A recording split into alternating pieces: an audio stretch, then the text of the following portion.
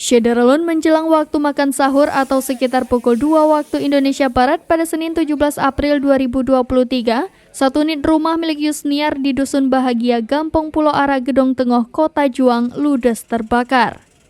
Tidak ada korban jiwa dalam peristiwa tersebut. Pemilik rumah dan 2 orang lainnya berhasil menyelamatkan diri.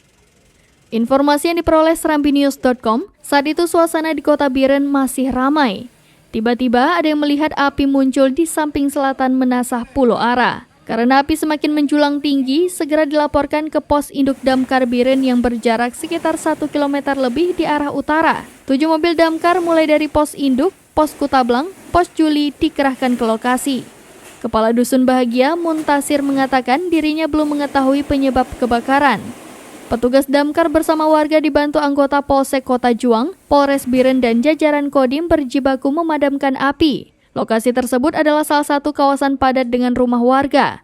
Petugas dengan sigap menyiram kobaran api dari depan dan belakang maupun samping rumah, sehingga api tidak sampai menjalar ke rumah warga berdekatan di lokasi. Sekitar 30 menit sejumlah petugas pemadam dibantu warga setempat, anggota polisi dan Satlantas maupun anggota TNI dapat memadamkan api serta melakukan pendinginan di lokasi kebakaran.